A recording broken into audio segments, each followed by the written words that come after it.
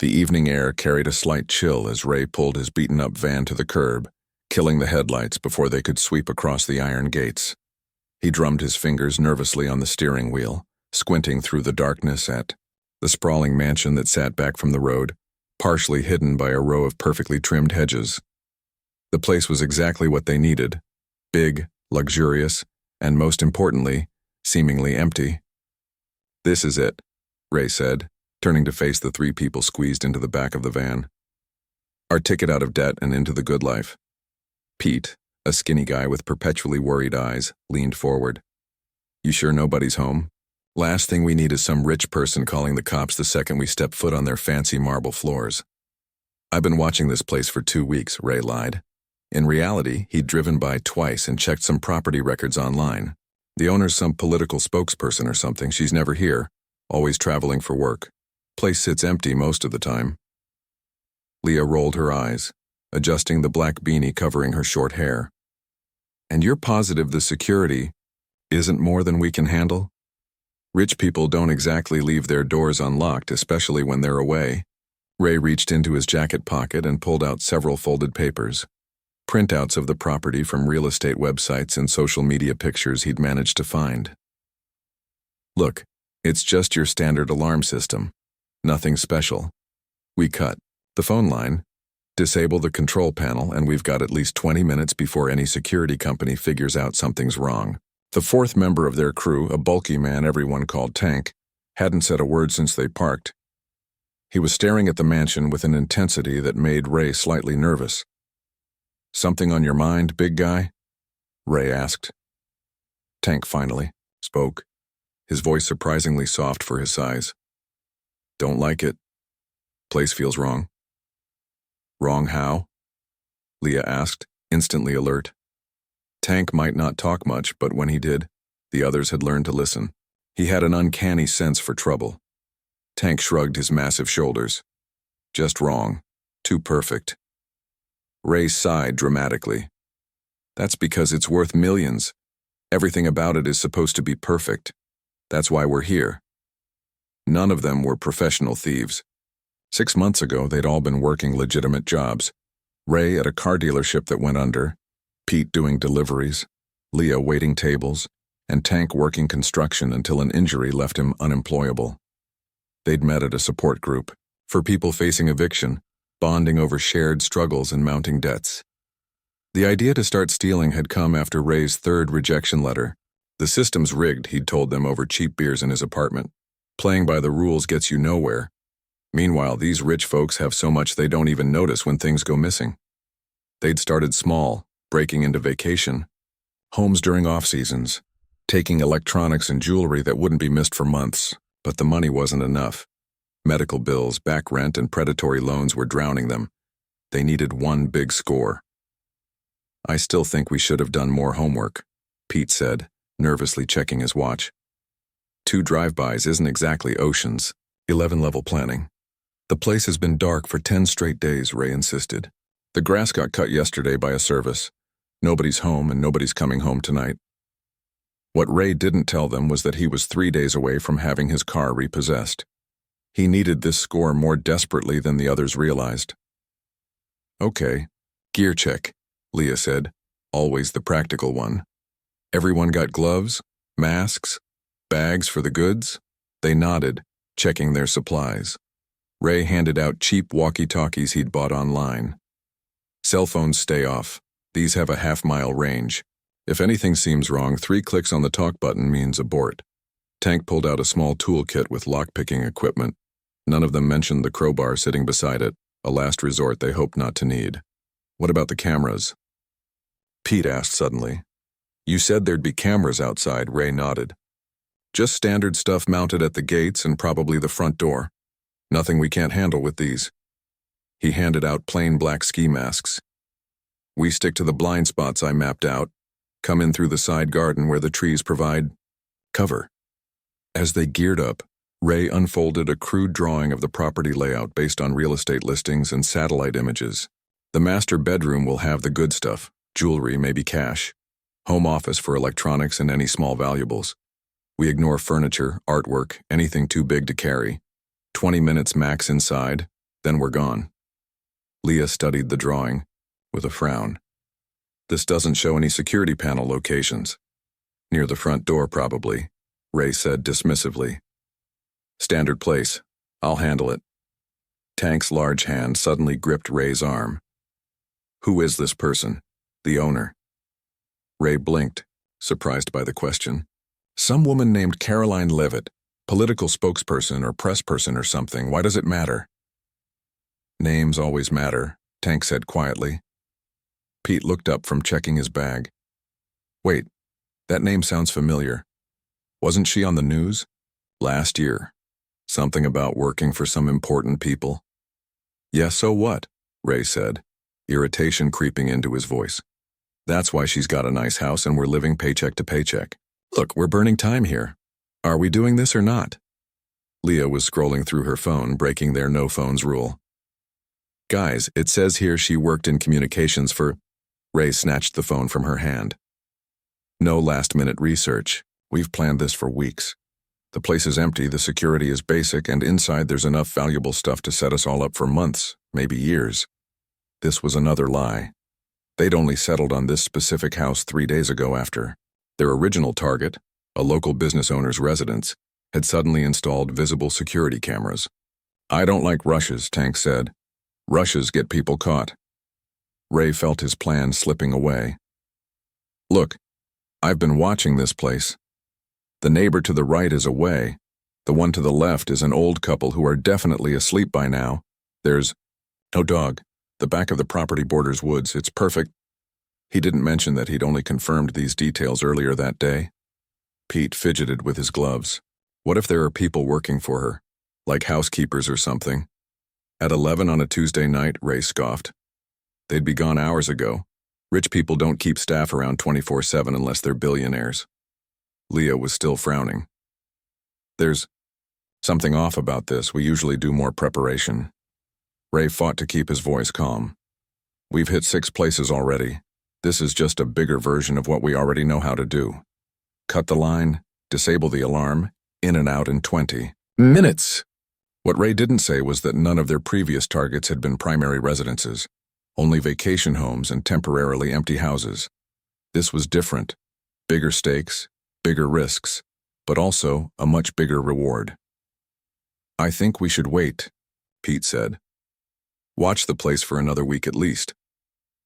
Ray felt panic rising in his chest. He couldn't wait another week.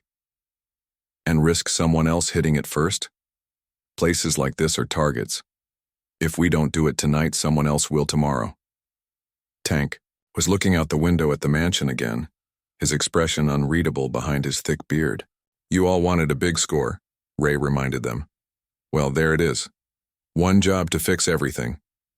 A tense silence filled the van. Ray knew he was losing them. He needed to salvage this. Look, we'll do a closer drive-by.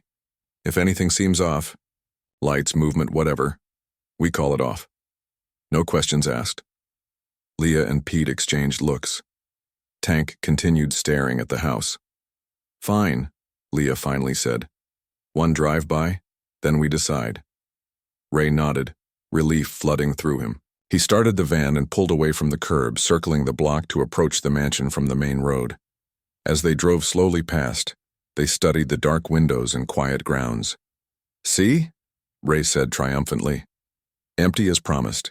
What? None of them noticed was the small blinking light on a discreet security camera mounted on a tree near the property line, nor did they see the notification that had just been sent to a security company's monitoring center, alerting them to a suspicious vehicle making multiple passes by the residents. They also couldn't have known about the custom security system that had been installed by government security experts as a professional courtesy to Karoline Leavitt, after her work in high-profile political communications had led to concerning messages from the public. As Ray parked the van 2 blocks away, in their predetermined staging area, they began their final preparations, completely unaware that they had selected perhaps the worst possible house in the entire county to rob. The biggest score of their lives was about to become their biggest regret. The moon slipped behind a cloud as Ray led his crew across the perfectly manicured lawn toward the mansion. Each step felt louder than it should have in the quiet night. They moved in single file, Ray first, then Leah, Pete, and Tank, bringing up the rear, his large frame somehow moving more silently than the others. "Stay in the shadow of the hedges," Ray whispered, gesturing toward the tall shrubs that lined the property. Security lights are motion-activated, but they're focused on the driveway and main walkways. Pete stumbled slightly, catching himself, before falling. "How do you know that?" he hissed. Ray didn't answer. The truth was he didn't know for certain. He was making educated guesses based on other houses they'd hit. Standard security, standard weak points. That's what he kept telling himself. They reached the side of the house where a large oak tree provided additional cover. Ray pointed to a first-floor window. "That's our entry point. Should be a guest bedroom or office." Tank studied the window, frame, then shook his head. "Wired," he said quietly. "What? How can you tell?" Ray asked, squinting at the window. Small metal contacts in the corner, connected to alarm. Ray felt a flash of irritation. This wasn't part of his plan. "Fine. We'll try another window." They crept further along the side of the house until they reached a small garden patio. A set of French doors led into what looked like a sitting room or den. "These look better," Ray said, pulling out his lock-picking kit. "Leah, keep watch. Pete, find the electrical box and phone line. Remember, cut the phone line first, then kill the power to disable any backup battery alarms." Pete nodded nervously and disappeared around the corner with a pair of wire cutters. Tank stood unnervingly still, looking up at the second floor of the mansion. "Someone's been here recently," he said. Ray paused in his work on the lock. "What are you talking about?" "The place is empty." "Smell?" Tank said simply. "Fresh flowers inside. Cleaning products." Leah sniffed the air. "He's right. I can smell something like lemon cleaner." "So they have a cleaning service," Ray said dismissively. "Rich people don't clean their own houses. Doesn't mean anyone's home." Just then, the walkie-talkie crackled with 3 rapid clicks. Pete's. Abort signal. Ray grabbed the device. "What's wrong?" he whispered urgently. Pete's voice came through, tight with tension. "The electrical panel has some kind of lock on it, and there's a security company sticker I don't recognize." "What do you mean, a lock, like a padlock?" "No, like a special cover with a keyhole. I've never seen anything like it before." Ray closed his eyes briefly, trying to think. "Just cut the phone line then, we'll work around the alarm." "That's the other thing," Pete replied, his voice even more strained. "I can't find an external phone line. They must be using something, wireless or fiber, that's buried." The plan was unraveling before they'd even entered the house. Ray could feel the others looking at him, waiting for a decision. "We stick to the plan," he said firmly. "If we can't disable the alarm from outside, we'll have to move fast once we're in. There's always a control panel inside. We'll have about 30 seconds to find and disable it before it signals." "This is getting messy," Leah warned. "Maybe we should bail." "And come back when? Tomorrow? Next week?" "The longer we wait, the more likely someone returns." Ray turned back to the French doors, working the lock with renewed determination. "We've come too far to back out now." The lock clicked open more easily than Ray expected. He paused, suddenly suspicious of how simple it had been. But desperation pushed caution aside. "I'm in," he announced quietly. "Pete, get back here. We're going through with this." As they waited for Pete to rejoin them, Ray eased the French door, open a crack, listening for any sounds from inside. The house remained silent. No alarm blared. Maybe they'd gotten lucky. "That's weird," Leah whispered. "Shouldn't there be a beeping? Most alarm systems give you a few seconds to enter the code." Ray shrugged. "Maybe it's only armed for the main entrances." Pete hurried back to them, his face pale in the moonlight. "There's cameras everywhere," he reported breathlessly. "Small ones, hidden in the landscaping. I almost missed them." Ray felt a chill that had nothing to do with the night air. Something wasn't right about this place. Tank's instincts were rarely wrong. "New plan," Ray decided. "We go in fast, grab whatever we can from the most obvious places. Master bedroom for jewelry, Office for electronics. And we're out in 5 minutes. Not 20. No splitting up. No one argued. Even Ray was beginning to feel the wrongness of the house as if it were waiting for them. They slipped inside, closing the door carefully behind them. The interior was dark except for small security lights along the baseboards, casting just enough glow to navigate without tripping. The room they entered was indeed a sitting room, tastefully furnished with expensive-looking pieces. "This way," Ray whispered, pointing toward what appeared to be a hallway leading deeper into the house. "Main staircase should be in the center. We'll head up to the bedrooms first." As they moved through the house, the oddness of the situation grew. There was no alarm panel by any of the doors they passed, no security keypad, no motion sensors they could see. Yet the house had cameras outside and security stickers. The main staircase was a sweeping affair of polished wood and wrought iron. They climbed it quickly, their footsteps muffled by thick carpet. At the top, a long hallway stretched in both directions.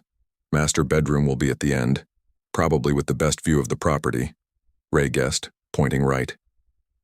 They moved down the hallway, passing closed doors on either side. Everything was immaculate, like a model home rather than a lived-in residence. No personal photos on the walls, no clutter. It felt staged. "Here," Ray said, stopping at a set of double doors at the end of the hall. "This has to be it." He turned the handle and pushed the door open.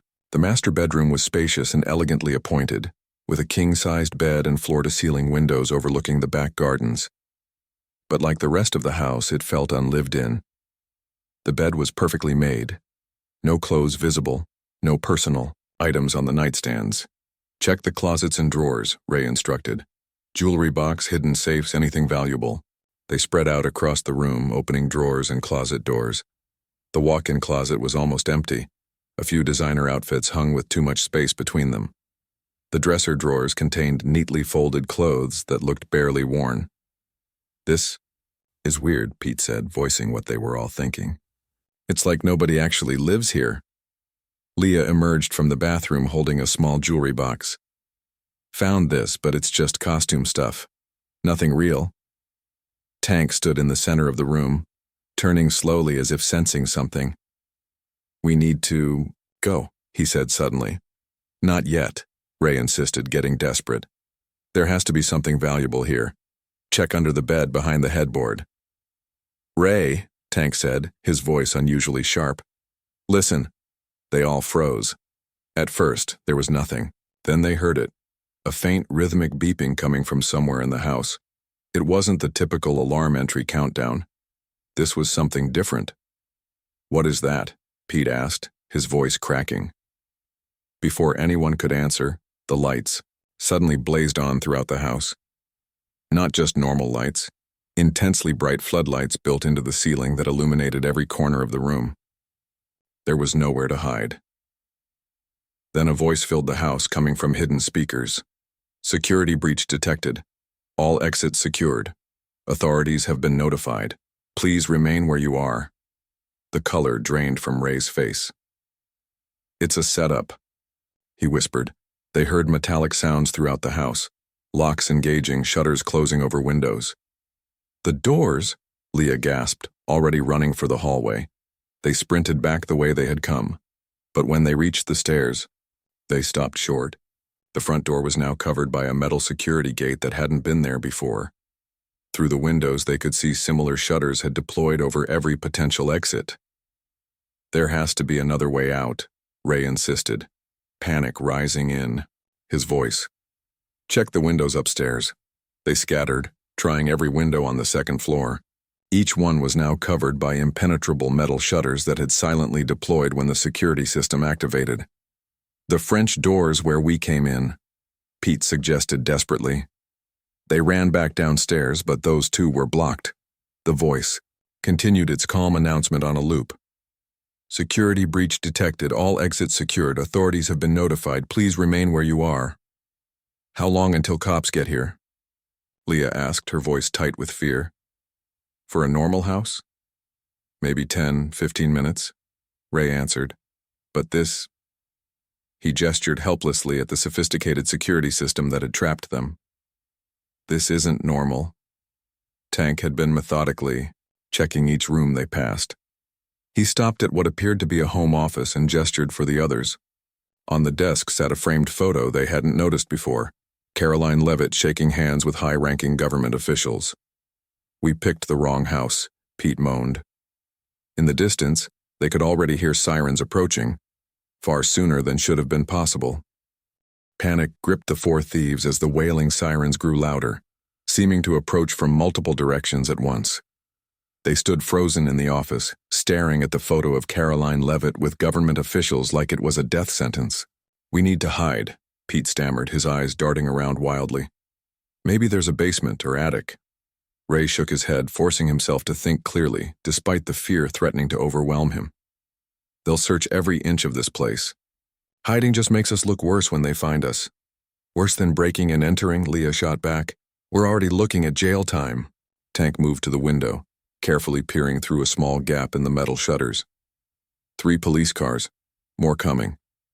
His usually expressionless face showed genuine concern. The automated voice continued its calm announcement throughout the house. "Security breach detected. Authorities have been notified. Please remain where you are." "Why is it telling us to stay put?" Pete asked nervously. "That's weird, right? Most security systems just make noise." Ray was barely listening, frantically searching the desk drawers. There has to be something here, a switch, an override code, anything. The top drawer contained only neatly organized office supplies. The middle drawer held file folders with labels like speeches and press releases. Ray yanked open the bottom drawer and found it locked. "This one's locked," he said, hope flickering. "Tank, can you break it open?" Tank knelt beside the desk, examining the lock. "Not picking, breaking," he clarified, reaching for a letter opener on the desk. With surprising delicacy for such large hands, he worked the thin metal tool into the lock mechanism. A soft click, and the drawer slid open. Inside was a single folder labeled Home Security and a small electronic device about the size of a TV. Remote. Ray grabbed the device, turning it over in his hands. It had a small screen and just 3 buttons. "What is that?" Leah asked, looking over his shoulder. "Some kind of control pad, maybe?" Ray studied it, then pressed the top button. The screen lit up with text. "Security override. Enter authorization code." "Great," Ray muttered. "We need a code."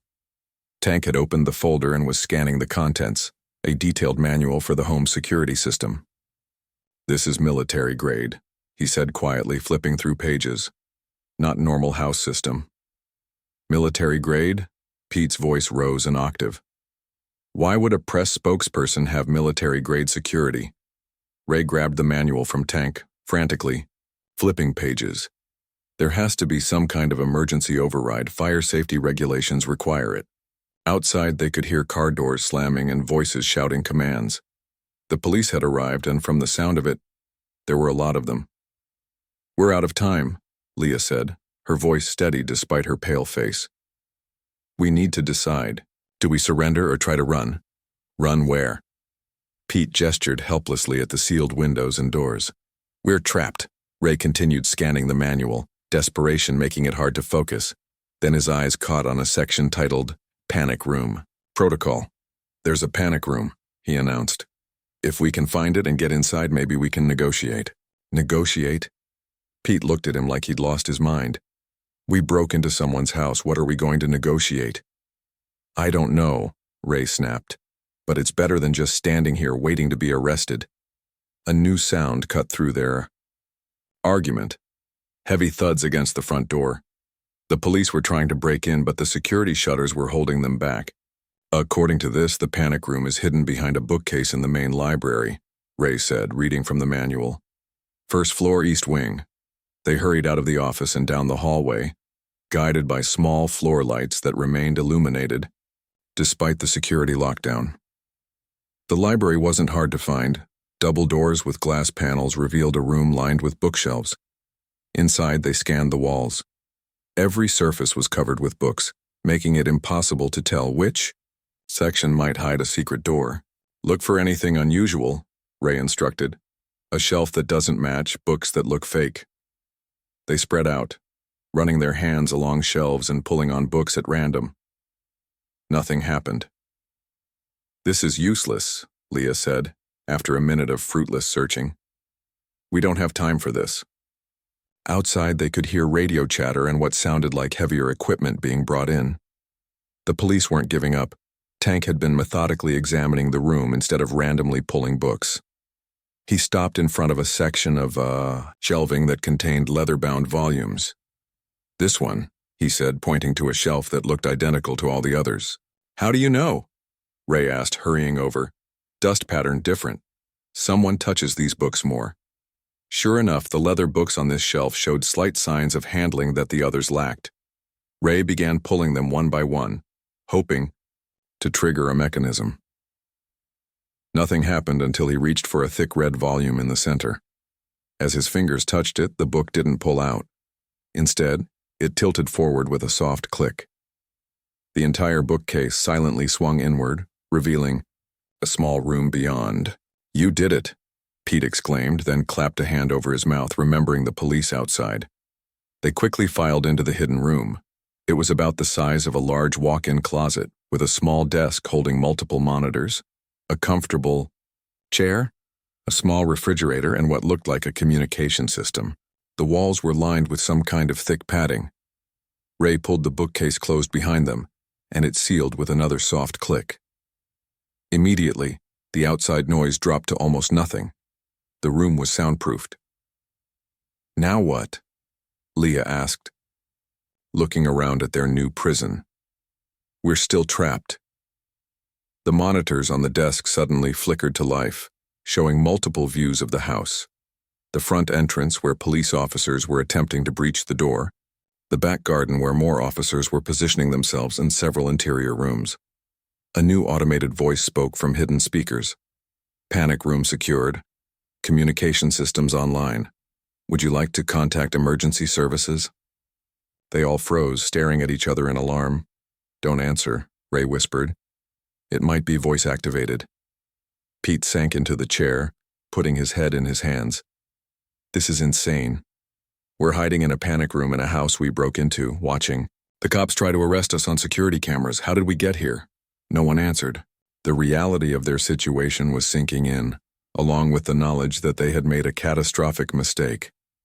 Ray examined the control panel on the desk.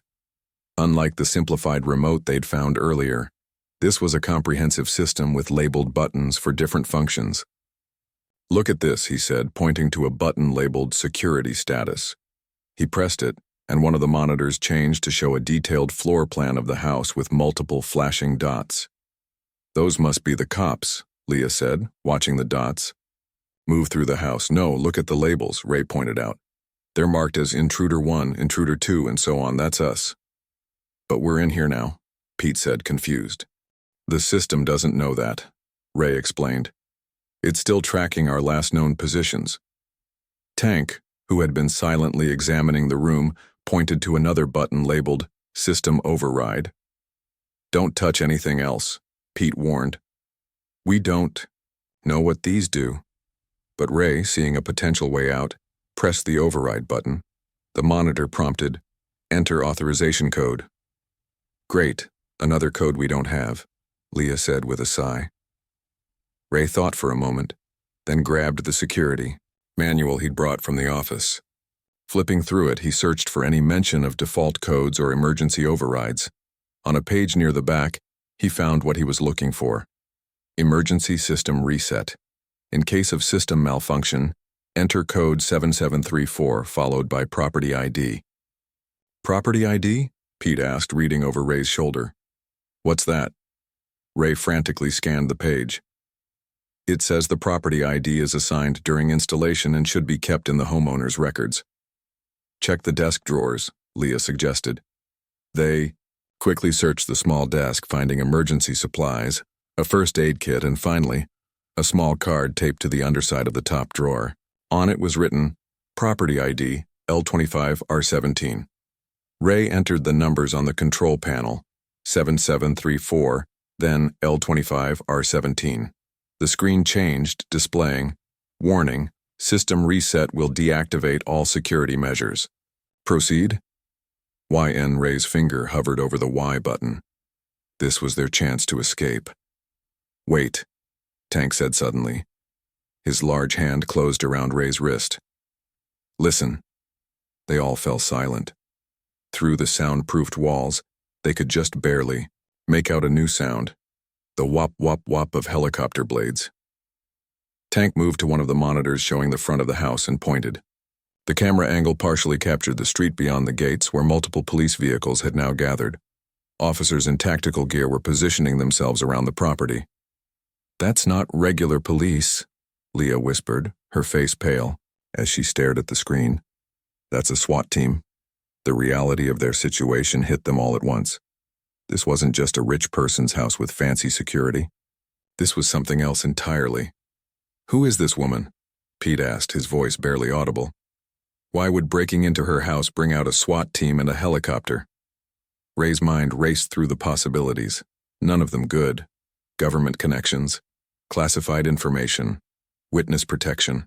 Whatever the reason, they had stumbled into something far bigger than a simple burglary. We need to surrender, Ray said finally, his voice hollow with defeat.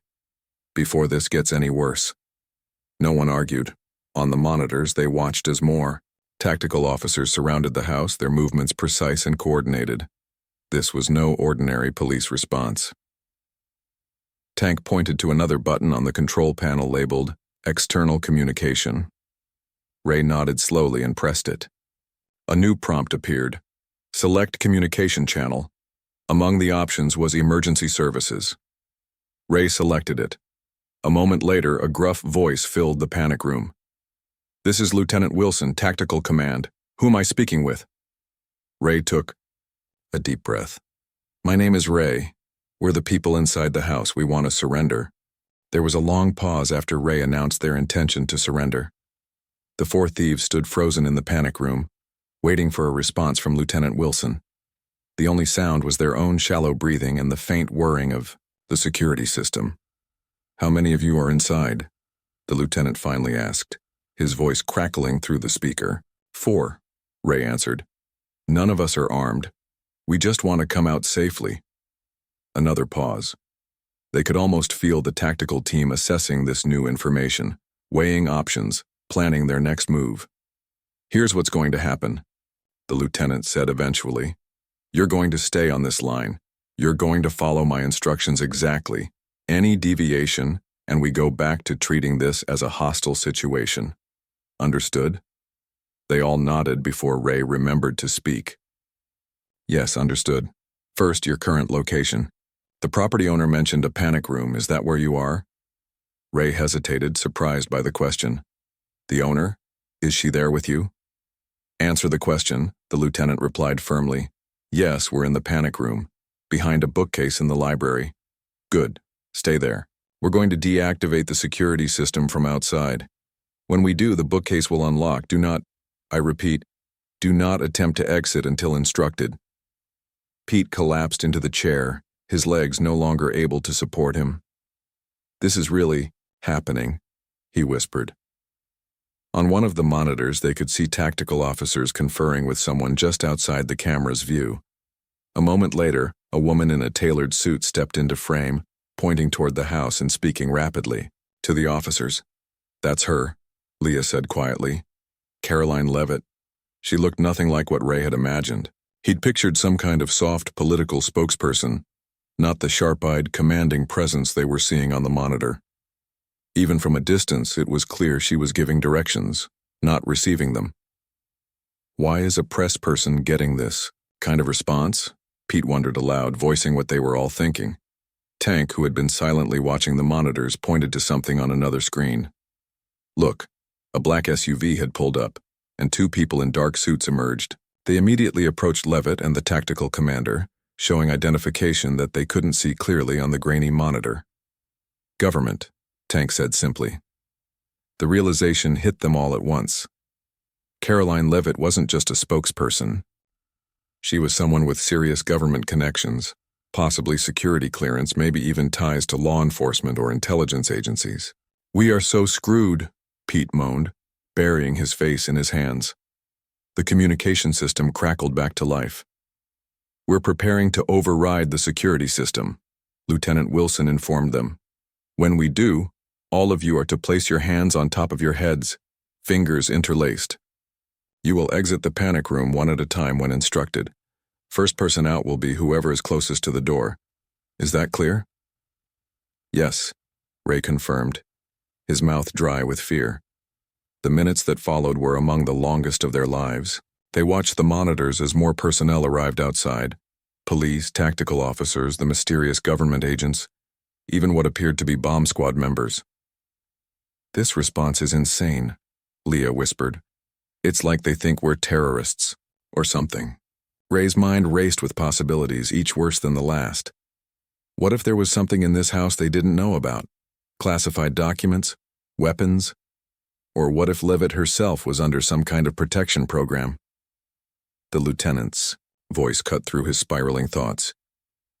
"Security override commencing in 30 seconds. Remain where you are with your hands visible." They watched on the monitors as one of the technical officers connected equipment to a panel outside the house. Lights flickered throughout the building, and the constant hum of the security system went silent. The bookcase that sealed the panic room clicked audibly, then swung open a few inches. "Nobody move," Ray reminded them, raising his hands to his head as instructed. The intercom crackled again. "First person exit now. Walk slowly with your hands on your head. Follow the hallway to the main entrance." Since Ray was closest to the door, he took a deep breath and pushed the bookcase open. Further, the library beyond was now bathed in harsh light. Portable flood lamps had been set up throughout the house. "I'm coming out," he called, stepping carefully into the library. The house that had been so silent before was now filled with the radio, chatter of tactical officers positioned throughout. Ray could hear them reporting his movements as he walked slowly down the hallway toward the front of the house, hands locked on top of his head. When he reached the main entrance, the massive front door stood open. Outside, a wall of tactical officers waited with weapons at the ready. Ray froze, momentarily overwhelmed by the sight. "Continue forward," a voice commanded from somewhere to his left. Slowly. Ray stepped through the doorway into the night air. Instantly, powerful spotlights blinded him, and he was grabbed by multiple sets of hands. They brought him to his knees, secured his wrists with zip ties, and then pulled him to his feet and marched him toward a police vehicle. As they passed the gathered law enforcement, Ray caught a glimpse of Karoline Leavitt standing with the two government agents. She wasn't watching him, though. She was focused on a laptop one of the agents held open, her expression intense. One by one, the others were brought out in the same manner: Leah, then Pete, and finally Tank. They were placed in separate police vehicles, isolated from each other. Through the window of the patrol car, Ray watched the continued activity around the mansion. Rather than dispersing now that the criminals were in custody, the personnel seemed to be increasing. More government vehicles arrived. People in suits and technical gear streamed in and out of the house. After about 20 minutes, the driver's door of Ray's patrol car opened and a plainclothes detective slid behind the wheel. He was middle-aged with tired eyes and didn't bother turning around as he addressed Ray. "So," the detective said, "want to tell me what you were really after? In there?" Ray blinked in confusion. "What do you mean? We were just trying to rob the place."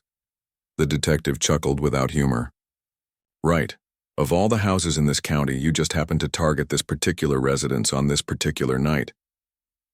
"We didn't know," Ray insisted. "We thought it was just some rich person's house that was sitting empty." The detective finally turned to look at him, skepticism written across his face. "You expect me to believe this was a random burglary? It's the truth. We had no idea who lived there or whatever is going on here." Ray nodded toward the unusual activity still surrounding the mansion. The detective studied him for a long moment, then sighed.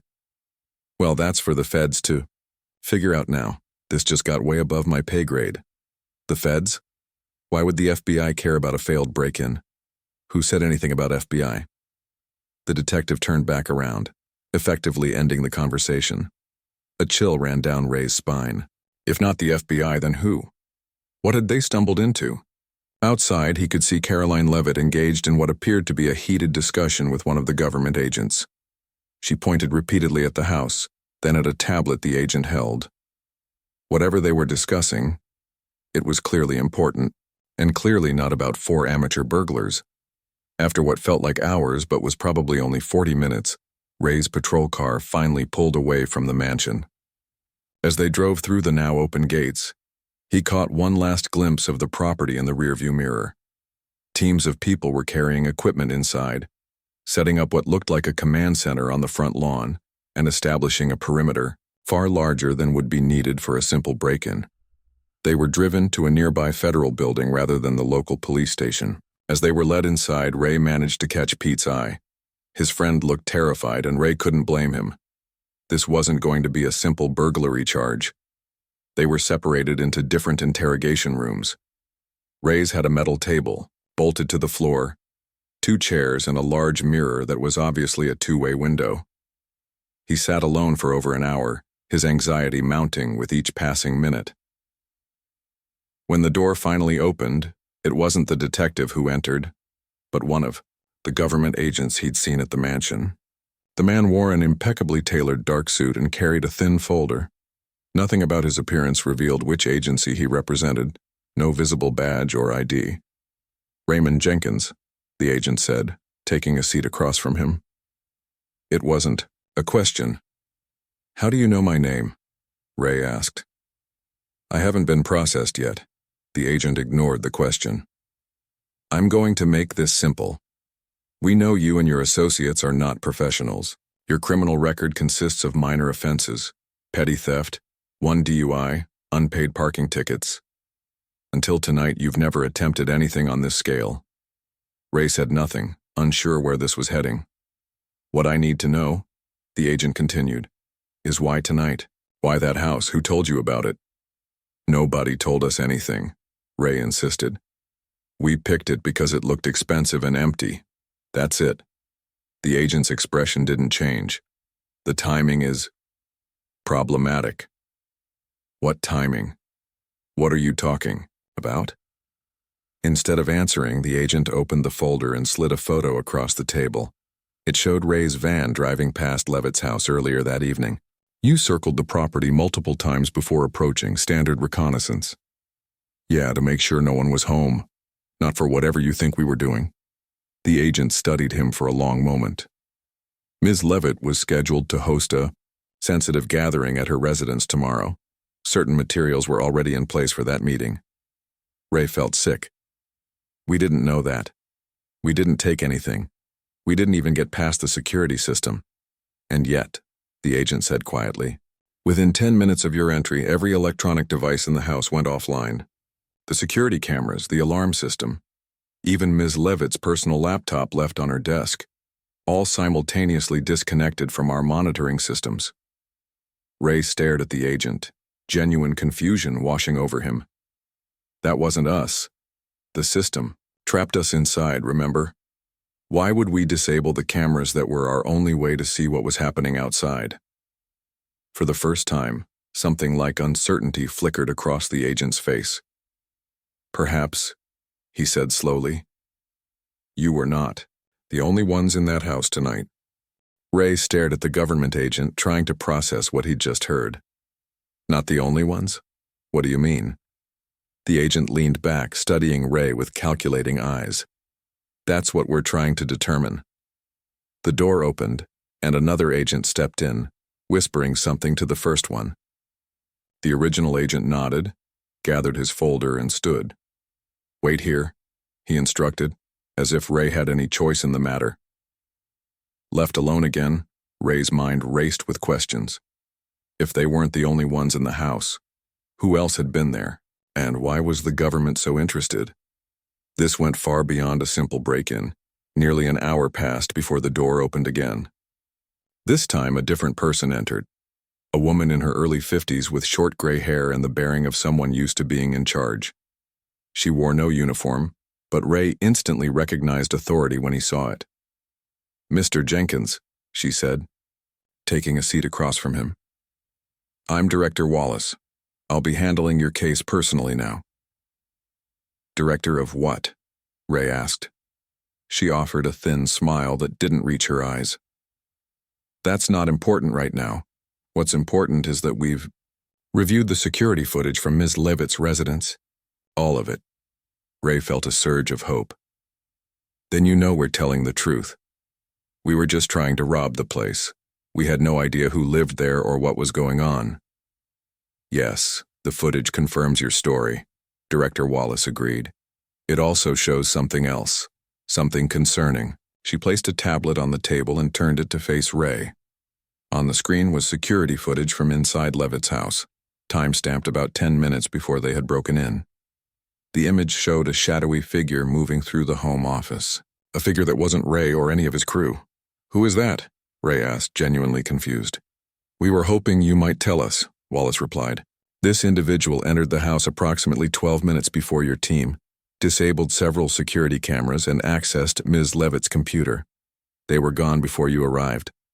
Ray shook his head. I've never seen them before. We don't know anything about this. Wallace studied him for a long moment, then nodded slowly. The timing suggested you might be working together, your break-in serving as a distraction, but your reaction seems genuine. It is. We're just burglars. Not whatever this is. What this is, Wallace said gravely, is a sophisticated attempt to access sensitive government information. Ms. Leavitt was preparing to host a classified briefing tomorrow. Her home was temporarily set up as a secure facility. Ray felt sick. And you thought we were part of some spy operation? We're not exactly James Bond, look at us. For the first time, Director Wallace's expression softened slightly. No, you're not. You're four desperate people who made a very poor choice and had extraordinarily bad timing. She tapped the tablet, bringing up 4 separate images. Ray, Leah, Pete, and Tank, each sitting in different interrogation rooms. Your friends have all told consistent stories. None of you have connections to any foreign entities or domestic extremist groups. Your financial records show mounting debt but no unexplained deposits. In short, you appear to be exactly what you claim. Amateur thieves who stumbled into an international security incident. Ray slumped in his chair, relief mingling with dread. So what happens now? That's complicated. Wallace folded her hands on the table. Normally, you'd face charges for breaking and entering, attempted burglary, and possibly criminal conspiracy. However, this situation is far from normal. She leaned forward. The real intruder accessed classified information.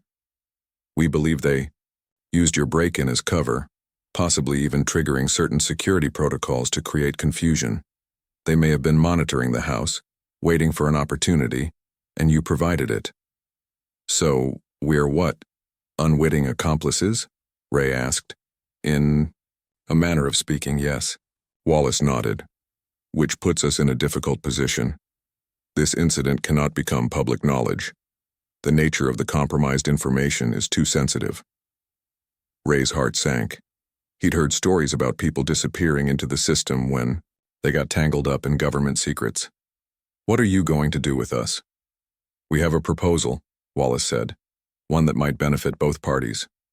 3 days later, Ray sat in a small conference room in the same federal building. Across from him were Leah, Pete, and Tank, the first time they'd been allowed in the same room since their arrest. None of them were handcuffed, but a guard stood by the door. They'd each been held in separate locations, interviewed repeatedly, and subjected to background checks so thorough that Ray was surprised the government knew what brand of toothpaste he preferred. The door opened, and Director Wallace entered, accompanied by Karoline Leavitt herself. Thank you for your patience, Wallace said, though it hadn't been like they had a choice. Ms. Leavitt has been briefed on our discussions, and she's here to finalize our arrangement. Leavitt took a seat, her expression neutral as she studied the 4 thieves. In person, she was even more intimidating than she'd appeared on the security monitors, sharp-eyed and radiating competence. Let me be clear, Leavitt said, her voice precise and measured. What you did was criminal, regardless of your motivations. You invaded my home, violated my privacy, and caused considerable disruption to important government work. No one spoke. What could they possibly say to that? However, she continued, Director Wallace has explained the unusual circumstances. It seems your ill-conceived burglary inadvertently helped us identify a security breach that might have otherwise gone undetected. Pete cleared his throat nervously. So, what happens now? Director Wallace placed 4 folders on the table. These contain the terms of our agreement. In exchange for your full cooperation and absolute discretion regarding everything you've seen and heard, the charges against you will be handled creatively. What does that mean? Leah asked, suspicion evident in her voice. It means, Leavitt explained, that instead of prison time, you'll be enrolled in a specialized rehabilitation program. On paper, you'll be serving sentences for breaking and entering. In reality, you'll be participating in a government security initiative. Ray opened his folder and skimmed the document inside. You want us to work for you? Testing security systems? Wallace nodded. Your unfortunate venture demonstrated certain skills, however clumsily applied, that could be useful when properly directed. Mr. Alvarez, for instance, she gestured to Tank, showed remarkable aptitude for identifying security vulnerabilities. Tank remained expressionless, but Ray could see a flicker of interest in his eyes. This isn't charity, Leavitt added firmly. You'll be closely supervised. You'll receive modest compensation, housing, and job training. In return, you'll help identify weaknesses in physical security systems for government facilities. And if we say no? Leah asked. Then you face the standard legal consequences for your actions, Wallace said simply. Multiple felony charges, almost certainly resulting in prison time. Ray looked at his friends, seeing the same mix of disbelief and cautious hope that he felt. 'Twas an incredible offer, a second chance they didn't deserve. Why would you trust us? Pete asked, voicing what they were all thinking. Leavitt almost smiled. We don't, not yet. That's why you'll be under surveillance for the duration of the program. Prove yourselves reliable, and that may change. What about the real intruder? Ray asked. The one who accessed your computer? That's not your concern, Wallace replied firmly. Your only focus should be the opportunity in front of you. Ray knew she was right. Whatever government secrets had been compromised, whatever international intrigue they'd stumbled into, it was far above their pay grade. This offer was more than they could have hoped for. I'm in, he said, reaching for the pen beside his folder. One by one, the others agreed as well. What choice did they really have? 6 months later, Ray stood outside a nondescript government building, watching as Tank methodically examined the entry points. Pete was nearby, testing the electronic keycard system with equipment they'd been provided, while Leah reviewed the building schematics on a tablet. Found something? Tank called, pointing to a service entrance with a vulnerability in its locking mechanism. Ray made a note on his clipboard. In the half-year since their failed burglary, they'd identified dozens of security weaknesses in various government facilities. Their criminal backgrounds gave them perspectives that traditional security experts often missed. A black SUV pulled up, and Karoline Leavitt stepped out, now a familiar sight as their program supervisor. She'd proven to be tough but fair, demanding excellence but acknowledging progress. How's it going? She asked, approaching Ray. Tank found another weak point, he replied. This building needs serious upgrades. Leavitt nodded, making her own notes. Good work. The team monitoring the real intruder made an arrest last night. Ray looked up in surprise. She rarely shared information about the case that had entangled them. They were part of a sophisticated operation targeting several government officials, she continued. Your break-in forced them to rush their timeline, which led to mistakes. So we actually helped? Ray asked incredulously. In a roundabout, completely unintentional way, Leavitt confirmed with the hint of a smile. Sometimes even the worst decisions can lead to unexpected outcomes. Ray thought about how different his life had been 6 months ago, drowning in debt, making increasingly desperate choices, heading toward disaster. Now he had steady work, a purpose, and a future that didn't involve looking over his shoulder. Got lucky, he admitted. Most people who make the mistakes we did don't get second chances. No, they don't, Leavitt agreed. That's why I expect you to make the most of yours. As they walked toward the building to review Tank's findings, Ray reflected on the strange twist of fate that had turned the worst night of his life into an unexpected new beginning. They had indeed raided Karoline Leavitt's mansion, and regretted it instantly, but somehow against all odds that regret had led to redemption.